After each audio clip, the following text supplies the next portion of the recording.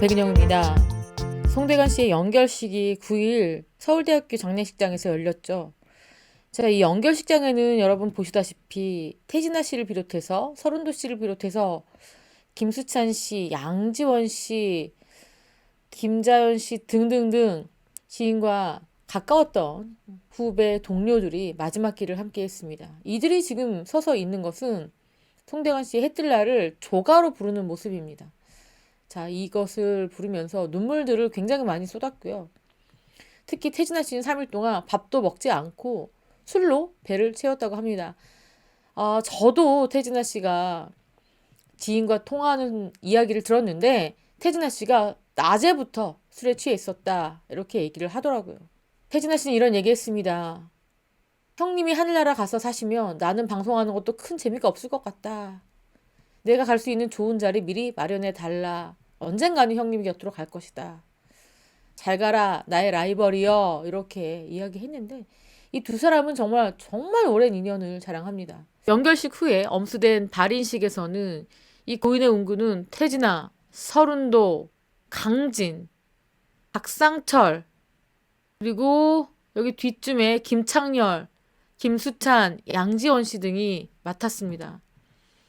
송대관 씨의 아내 이정심 씨는 관을 붙들고 여보 돌아와라 가지 마라 날 두고 어딜 가느냐 나는 어떻게 살라고 하느냐 나도 데려가라 사랑한다 가지마 뭐 이런 식으로 통곡을 해서 주변에서 굉장히 안타까웠고 눈물을 흘렸습니다. 무엇보다도 이번에는 태진아 씨와의 우정도 많이 이야기가 나오고 있습니다. 송대관 씨가 암도 걸렸고 2020년에는 위궤양 수술을 받을 때 태진아 씨가 수천만 원의 돈을 송대관 씨에게 건넸다. 병원비로 써라. 이렇게 건넸다고 하고요. 태진아 씨가 그때 송대관 씨한테 이런 얘기 했다고 합니다. 절대로 내가 돈 줬다는 이야기 하지 마라. 따뜻한 나라에 가서 있으면 수술한 게 빨리 아문다고 하니까 내일이라도 좀 가셔라. 이렇게 돈을 드렸는데 송대관 씨가 방송에 나와서 이 이야기를 전부 전하더라. 이런 이야기도 했고요. 이 두 사람의 우정은요. 굉장히 오래됐습니다. 라이벌이지만 사실 너무너무 친한 선후배 관계로 이 두 사람이 우정을 함께 나누면서 함께 합동 콘서트도 열고요. 행사도 많이 하고요. 방송 출연도 많이 하고 톰과 제리 같은 그런 스탠스를 만들어서 많은 분들께서 아주 즐거워하는 그런 콤비이기도 했습니다. 그랬기 때문에 태진아 씨도 송대관 씨에 대해서 굉장히 안타까워하고 있습니다. 형이 떠난 다음에 내가 어떻게 무대를 꾸며야 할지 모르겠다. 무대 위에 올라서 어떻게 어떤 표정을 지어야 될지도 나는 막막하다. 이런 이야기를 전하기도 하는데요. 특히 태진아 씨 아내가 치매를 앓고 있잖아요. 근데 치매를 앓게 되면 기억을 잃는데 태진아 씨가 이 아내에게 대관이 형이 돌아가셨다라고 하니까 아이고 어떻게 왜? 라고 하더랍니다. 그러니까 이 치매를 앓고 있는 아내도 송대관 씨의 존재를 기억하고 있다.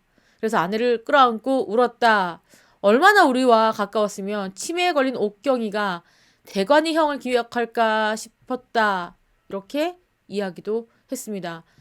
이 태진아 씨가 송대관 씨에게 금전적인 도움을 많이 줬을 겁니다. 왜냐면 송대관 씨가 아내의 사업 때문에 거의 파산 신고를 할 정도로 엄청난 빚더미에 순식간에 올라버리고 병원비도 마련하기 힘들 정도로 힘들 때 태진아 씨가 도와주긴 했지만 여러분 이 영상을 보시면 두 사람의 우정의 깊이에 대해서 다시금 생각하게 될 겁니다. 이게 정말 오래된 영상인데 제가 이 영상을 풀버전으로 다 봤거든요. 이때 어떤 일이냐 007 작전 급전입니다. 태진아 송대관 이야기인데 실험 카메라 태진아가 큰 돈을 빌려달라고 한다면 사회 실험이라는 겁니다. 자, 이게 언제적 방송인지 나오지 않았지만 다시금 화제가 되고 있고요. 이 영상에 수많은 네티즌들의 댓글이 달리고 있습니다. 참된 우정이다. 송대관의 의리가 진심으로 멋지다. 두 분의 의리가 부럽다. 이렇게 댓글이 달렸는데 자, 한번 여러분 먼저 보실게요. 태진아 씨가 송대관한테 아내 몰래 빚 보증을 하나 선 게 있다. 그러면서 고소를 하면 내가 무조건 잡혀 들어가는 거다. 송대관 씨가 왜 혼자 보증을 섰느냐. 연대 보증인도 없고 왜 그렇게 했느냐. 결국 태진아 씨가 송대관 씨에게 돈을 빌려달라 얘기합니다. 자, 일단 6시까지 돈을 줘야 된다. 누가 지금 나를 잡으러 왔다. 지금까지 7천만 원 물어줬는데 내가 필요한 금액은 3천만 원 더 필요하다. 이렇게 얘기해요. 송대관 씨가 이 엄청난 큰 휴대폰을 들고 아내에게 전화를 합니다. 그러면서 통장에 돈이 얼마 있냐? 라고 물어보니까 1,000만 원 좀 모자라게 있다. 이렇게 얘기해요. 송대관 씨가 자, 지금 그것뿐이 아니라 적금 든 게 있는데 그거 얼마 안 있으면 찾게 될 거다. 내가 그것까지 해서 너 도와주겠다. 그거 줄 테니까 그거 갖고 활용해봐라. 이런 얘기를 막 쭉 해요. 송대관 씨가 빌려주기 위해서 여기저기 막 전화하는 모습이 나와요. 그리고 아내한테도 이런 얘기합니다. 당신이 돈을 빌려준 사람 있지 않느냐. 그 돈이라도 좀 받아내봐라. 이렇게 얘기하고요. 이 태진아 씨가 급전이 필요하다니까 온갖 수를 다 쓰려고 합니다. 그런데 그 사이에 어떤 남자들이 태진아 씨를 잡으러 왔습니다. 잡으러 왔고 송대관 씨가 놀래서 좀 대화로 풀어보자 이렇게 뜯어 말리는 와중에 몰래 카메라라는 것을 알려주고 송대관 씨가 깜짝 놀라는 모습이에요. 젊은 송대관 씨의 모습입니다. 그런데 방송이 끝나고 송대관 씨가 이런 얘기를 했습니다. 내가 갖고 있는 아주 비싼 시계도 팔아보려고 했다. 만약에 그것도 안 되면은 집을 담보로 잡혀주려고 했다. 그리고 심지어 시골 사는 어머니께도 전화를 했다고 합니다. 돈 좀 빌려달라.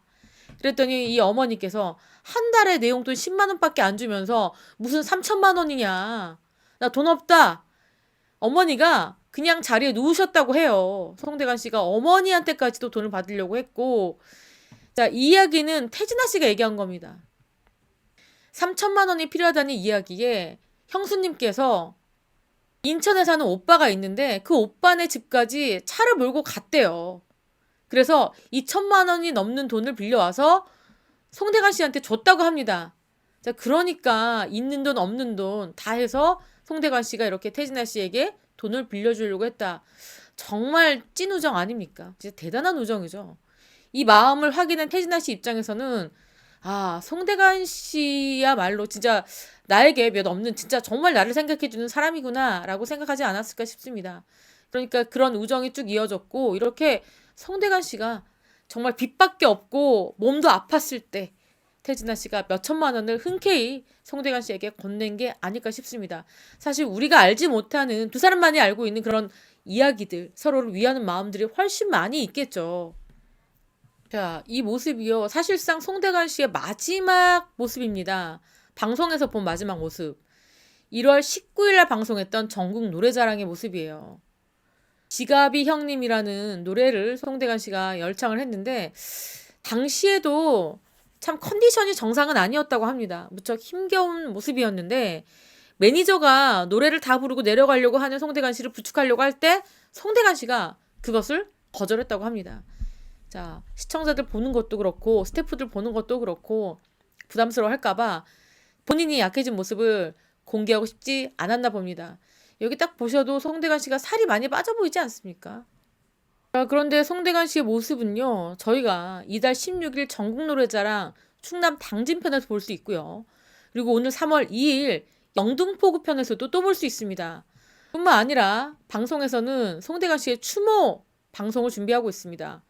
KBS2 불후의 명곡에서는 8일 헌정 영상을 공개를 하고요. 그리고 가요 무대는 10일 날 추모 영상을 전합니다. 자, 이렇게 송대관 씨에 대한 여러 가지 소식들 전해주고 있는데 송대관 씨 관련해서 그렇게 가짜 뉴스가 많습니다.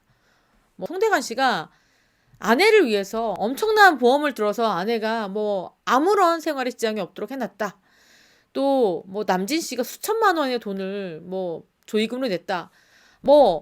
등등등등의 이야기들이 많은데 여러분 정말 가짜 뉴스가 정말 많고요. 아주 정확한 것은 제가 이 송대관 씨 아내 이정심 여사를 통해서 직접 확인하고 전달해 드리겠습니다.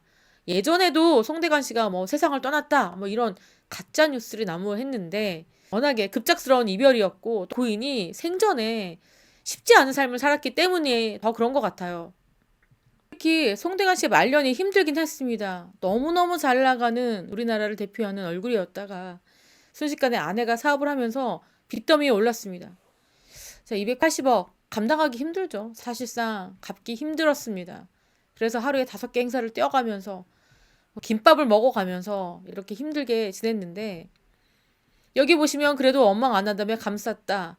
이런 이야기 때문에 아내 이정심 씨가 굉장히 많은 악플에 시달리고 있습니다.